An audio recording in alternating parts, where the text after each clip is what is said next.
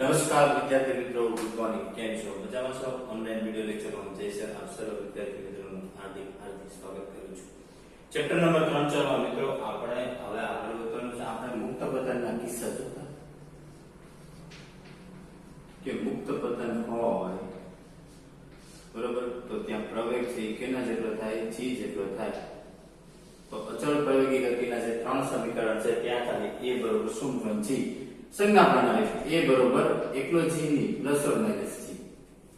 જો પદાર્થ મુક્ત પતન થતો હોય એટલે કે નીચે આવતો હોય તો એનો g એટલે કે નીચે નીકળે માઈનસ ઋણ y દિશામાં, એટલે કેટલો લેવાનો? Minus g. જો પદાર્થ ઉપર તરફ ફેંકવામાં આવે તો ઉપર તરફ પદાર્થનો પ્રવેગ છે એ કેવો? તો કે ધન y દિશામાં, એટલે કેવો લેવાનો?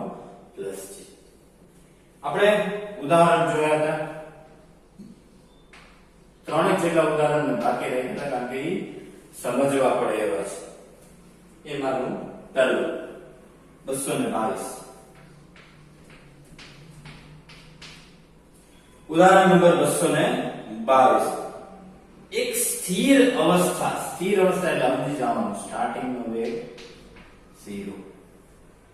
એક બલૂન છે જમીનથી, આપણે ફોટો માની લો કે આ એક બલૂન છે, જમીનથી ઉપર તરફ જાય છે બરાબર.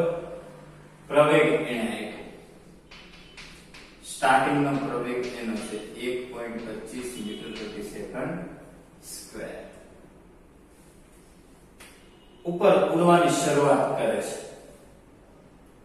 8 સેકન્ડ બાદ, માની લો કે 8 સેકન્ડ બાદ જ્યારે બલૂન અહીંયા એનાથી પથ્થરને નીચે તરફ મુક્ત પતન કરવામાં આવે t બરોબર 8 સેકન્ડ બાદ, તો પથ્થર જમીન પર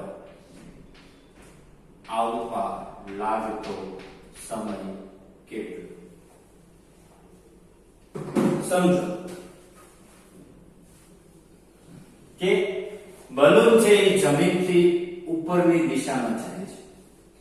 8 સેકન્ડ પછી એ ત્યાંથી પથ્થર છે એ નીચે આવે છે. તો મિત્રો સમજવું જોઈએ, પહેલા તો આપણને ઈ ખબર હોવી જોઈએ કે બલૂન છે એ 8 સેકન્ડ બાદ કેટલી ઊંચાઈએ પહોંચ્યો છે. કારણ કે આપણને પથ્થરને નીચે આવવા માટે આપણે ઊંચાઈ તો જોવી પડશે ને, કે ઊંચાઈ કેટલી. 8 સેકન્ડ બાદ બલૂન જે ઊંચાઈએ પહોંચ્યો હોય એ જ ઊંચાઈથી પથ્થરને છે એ નીચે તરફ મુક્ત પતન કરવામાં આવે છે. તો આપણે પહેલા તો ઊંચાઈ ગોતવી પડે. કેટલો વેગ હતો ઈ ક્ષણે, ઈ પથ્થર માટે એનો પ્રારંભિક વેગ થયો, તો આપણે એ જોવું પડે. તો જો પહેલા હું વેગની વાત કરું તો v બરોબર v0 at કરો, આ પહેલું સ્ટેપ. તો v બરોબર સ્ટાર્ટિંગ નો વેગ 0, પ્રવેગ કેટલો છે 1.25, 8 સેકન્ડે વેગ કેટલો મળી જાય 1.25 એટલે 100. તો જો 25 5 125, 25 ચોકુ 100, 4 ગુણ્યા 8, 5 10 મીટર પ્રતિ સેકન્ડ. ચાલો વેગ મળી ગયો. હવે આપણે અંતર એને કેટલું આપ્યું છે? તો v0t plus 1/2 at square. જો ત્યારે અચળ પ્રવેગી ગતિ એટલે ત્યારનો પ્રવેગ આપ્યો છે y બરાબર v0 એટલે કે એનો સ્ટાર્ટિંગ નો વેગ કેટલો થાય? 0. 1/2 a એટલે 1.25, t એટલે 8 નો વર્ગ 64, એટલે તમને અહીંયા શું મળી જાય? ઊંચાઈ મળી જાય. બસ હવે પતી ગયું. જે ઊંચાઈ મળી ઊંચાઈ તો કે h બરોબર v0t plus 1/2 t square. હવે પથ્થરને મુક્ત પતન કર્યો એટલે પ્રવેગ શું થઈ ગયો? ગુરુત્વ પ્રવેગ. ઉપર પદાર્થ જતો તો ત્યાં સુધી પોતાનો પ્રવેગ હતો, જેવો એને મુક્ત પતન કર્યો એવો ભેગો અહીંથી અહીંયા આવવા માટેનો પ્રવેગ કોના જેટલો થઈ ગયો? ગુરુત્વ પ્રવેગ જેટલો થઈ ગયો. તો ઊંચાઈ આપણે ગોતી v0 સ્ટાર્ટિંગ ના વેગ ઈ પથ્થરનો અહીંયાથી જે સમય જે ક્ષણે એને કર્યો ઈ પથ્થરનો સ્ટાર્ટિંગ નો વેગ કેટલો થઈ જાય 10 g કેટલા માઈનસ t કેટલા ગોતવાના છે t આપણે શું કરવાનું છે ગોતવાનું છે અહીંયા આગળ દ્વિઘાત સમીકરણ મળશે મિત્રો એ દ્વિઘાત સમીકરણ તમને આવડે છે સોલ્વ કરતા એ સોલ્વ કરો એટલે તમને ખબર પડે કે કેટલા સમય બાદ એ જમીન પર આવ્યો હશે બસ હવે અહીંથી પછી આગળ કરી અને તમારે t ડેશ ગોતવાનું રહેશે બહુ સરસ ન્યુમેરિકલ છે તમે આકૃતિ દોરો એટલે તમને એના પરથી બધા રસ્તા ખુલતા જાય કે ભાઈ પહેલા તો બલૂન 8 સેકન્ડમાં જ્યાં પહોંચ્યો ત્યાંનો વેગ કેટલો એને કેટલી ઊંચાઈ સુધી પહોંચ્યો કારણ કે જે ઊંચાઈ પહોંચ્યો છે એટલી જ ઊંચાઈથી પથ્થરે નીચે તરફ મુક્ત પતન કર્યું તો એ ઊંચાઈ ગોતી લીધી બરાબર પછી સમય ગોતવાનો રહ્યો હાઈટ વેગ જે ક્ષણે 8 સેકન્ડે બલૂન પહોંચ્યો ઈ વેગ છે એ પથ્થરનો વેગ હોય બરાબર છે મિત્રો ઓકે જોઈ લો આમાં કોઈ ડાઉટ ક્વેરી હોય તો તમે પૂછી શકશો જોઈ લો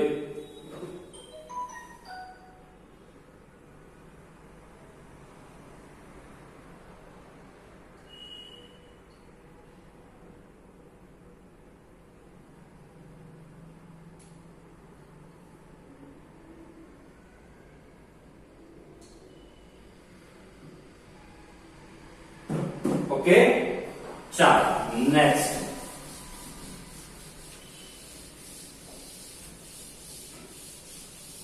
उदाहरण नंबर 225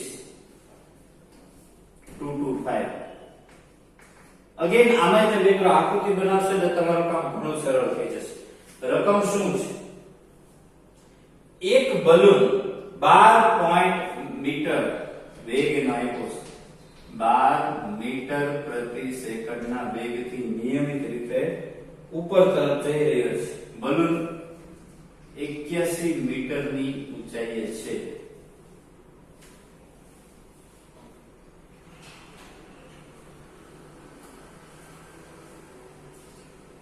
હવે પેલા હું આકૃતિ દઉં જમીનથી 81 મીટરની ઊંચાઈએ બલૂન છે બરાબર એનો વેગ એને આપ્યો હવે શું કેસ કરો કે 81 મીટરની ઊંચાઈ હતી એમાંથી સિક્કો મુક્ત પતન કરે છે તો એ જમીન પર કેટલા સમય બાદ આવશે એવું પૂછે છે સોરી એ જમીન પર પાછો આવશે એ સમયે બલૂન થોડો ન્યા હવામાં થોડો લટકી રહ્યો હોય સમજો તો ખરી બલૂન ઉપર જાય હવે અમુક ઊંચાઈથી સિક્કાને પડતો મૂક્યો પણ ત્યારે બલૂન તો જે ઉપર જવાનું શરૂ છે ને ઈ જમીન ઉપર આવ્યો ત્યારે બલૂન કેટલી ઊંચાઈ વધારાની પ્રાપ્ત કરી હશે એને ઈ માહિતી તો એને જેટલો સમય નીચે આવવામાં થયો હોય એટલી ઊંચાઈ એને પ્રાપ્ત કરી હોય પેલા તો એ સમય ગોતવો પડે કે કેટલા સમયે નીચે આ જમીન પર તો જો બહુ સરસ h આઈપાસ 81 મીટર પરંતુ 81 નો લેવાય કેટલા લેવાય માઈનસ સંજ્ઞા પ્રણાલી છે g કેવા થયા -10 મીટર પ્રતિ સેકન્ડ સ્ક્વેર v0 આવ્યા કેટલા 12 મીટર પ્રતિ સેકન્ડ t ગોતવાનું y બરોબર v0t -1/2 gt સ્ક્વેર y કેટલા -81 v0 12t -5t સ્ક્વેર બધું આ બાજુ લઈ લો 5t સ્ક્વેર -12t +81 અગેન દ્વિઘાત સમીકરણ આવ્યું હવે આને સોલ્વ કઈ રીતે કરો તો મિત્રો આના બીજ મેળવી દેવાય t બરોબર તમને યાદ છે -b +or -√b² -4ac/2a તમે આવી રીતે મેળવતા આ b થયો 12 +or -√12 નો વર્ગ 144 -4 4 × 20 × 81 છેદમાં 2a એટલે 2 × 10. આ તમે કરશો એટલે તમને t ની બે કિંમત મળશે, એક પ્લસ વાળી અને એક માઈનસ વાળી. માઈનસ સમય ક્યારે હોય નહીં, એટલે આ જે સમય મળ્યો એટલા સમય જમીન ઉપર સિક્કો આવ્યો હોય તો ઈ સમય માટે તમારે ગોતવું હોય કે બલૂનને વધારાનું કેટલું અંતર કાપ્યું. તો અંતર બરોબર મિત્રો તમને યાદ છે શું થાય, વેગ ગુણ્યા સમય. તમને બલૂનને કેટલું અંતર કાપ્યું છે, વેગ કેટલો 12, સમય કેટલો, જેટલા પ્લસ સમય, માઈનસ નહીં, સમય તો ઋણ ન હોય એટલે ઋણ વાળો સમય ક્યારે લેવાનો નહીં. શું કહે તમને વધારાનું કેટલું બલૂન અંતર કાપ્યું એ તમને મળી જાય.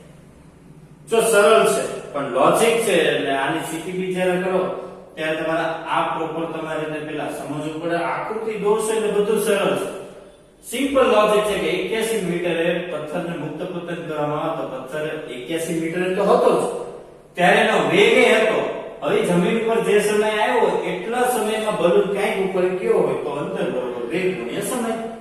એકદમ સરળ વસ્તુ છે મિત્રો, મગજમાં રાખજો. જો કોઈ પણ જાતની આમ તેમ ન થાય. બરોબર છે? ઓકે, જોઈએ.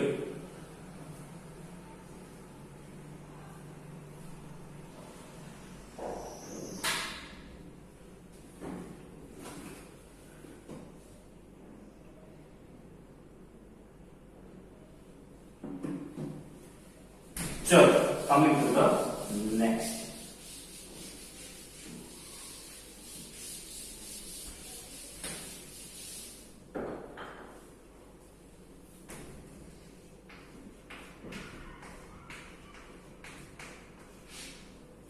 उदाहरण नंबर 227. एक टावर ની ઊંચાઈ આપી છે. માની લો એક ટાવર છે, એની ઊંચાઈ એને આપી છે 39.2 મીટર ટાવર. પછી તો કે કોઈ એક ક્ષણે ટાવર પરથી પદાર્થને મુક્ત પતન કરવામાં આવે છે. અહીંયાથી એક પદાર્થને મુક્ત પતન કરવામાં આવે છે. બરાબર એ જ ક્ષણે ટાવરના તળિયેથી એક પદાર્થને ઉપર તરફ ફેંકવામાં આવે છે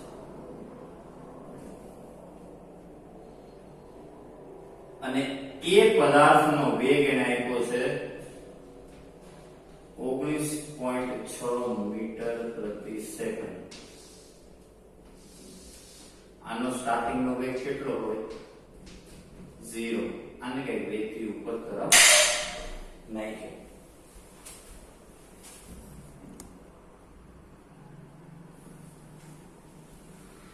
બરાબર એ જ ક્ષણે કોઈ પદાર્થને મૂકવામાં આવે તો બંને ક્યાં અને કયા સમયે મળશે? બે મળશે પણ ક્યાં અને કયા સમયે? ક્વેશ્ચન સરસ મજાનો છે.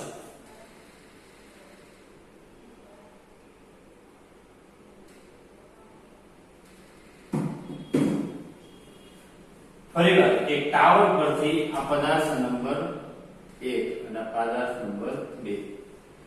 એક નંબરનો પદાર્થ છે એને 39.2 મીટર ઊંચાઈથી એને શું કરવામાં આવશે? મુક્ત પતન કરવામાં આવે.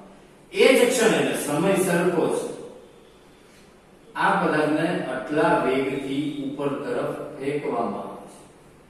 તો બે કયા સમય એકબીજાને મળશે? તો જો માની લ્યો કે આટલી ઊંચાઈએ મળે છે એકબીજાને, માની લ્યો કે આને અહીંયા સુધી કાપેલું અંતર d1, આને અહીંયા સુધી કાપેલું અંતર d2. ટોટલ d1 વત્તા d2 કેટલું થાય? 39.2 મીટર. હવે આપણે સમય ગોતવો પડશે પેલા, પછી તો શું કરશું? આપણે સૂત્ર છે y બરાબર v0t -1/2 gt². એમાં પહેલા પદાર્થ નંબર 1 ની વાત કરો. એ મુક્ત પતન કરે છે તો એના માટે d1 બરોબર થાય v0t -1/2 gt². સ્ટાર્ટિંગ નો વેગ કેટલો 0 માઈનસ 1 હાફ g10 t ગોતવાનું છે કયો સમીકરણ નંબર 2 પદાર્થ 2 d2 બરોબર v0t minus 1 half gt square તો d2 બરોબર v0 એનો છે 19.6 t minus 1 half gt square અહીંયા તો કેટલા થાય 5 થાય 2 પંચા 10 તો અહીંયા 5t square હવે અહીંયા મૂકી દઈએ જો d1 એટલે 5t square વત્તા 19.6t minus 5t square બરોબર 39.2 5t square 5t square ક્યાં t બરોબર શું આવે 196 t બરોબર 2 સેકન્ડ તો હવે કેટલા અંતરે જમીનથી કેટલા અંતરે મળશે તો d1 બરોબર આમાં મૂકો કા તો d1 બરોબર આપણી પાસે છે ને 5t square into 4 5 20 મીટર જો g બરોબર 9.8 લીધો હોય તો 19 ની જમીનથી 20 મીટર ઊંચાઈએ એ લોકો ત્યાં આગળ ભેગા થશે પેલા પદાર્થ 1 માટે પદાર્થ 2 માટે ચલો t d2 માં મૂકશો તો એ જ આવશે જો g બરોબર 9.8 લીધો હોય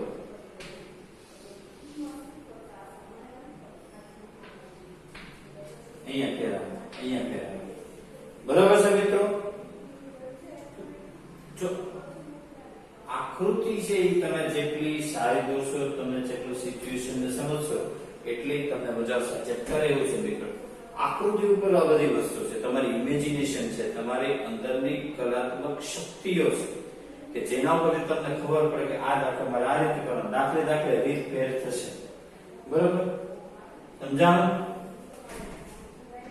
વયું ગયું d2 ઓકે તો એની ડાઉટ એની કન્ફ્યુઝન ઓકે તો આ સાથે મુક્ત પતન વાળો કિસ્સો મિત્રો પૂરો થાય છે અને સીટીપી તમે કરજો ત્રણ જ દાખલા ત્રણ જ ઉદાહરણ છે મિત્રો આજના હોમવર્કમાં પરંતુ સામે સીટીપી ઘણી બધી છે બરોબર સીટીપી તમારા હોમવર્કમાં ઘણી બધી છે તમારે હોમવર્ક એમ ભલે ઓછું હોય પરંતુ સીટીપી ઘણી બધી છે એટલે આજનું હોમવર્ક લેક્ચર નંબર 11 તો ઉદાહરણ નંબર તમને કહો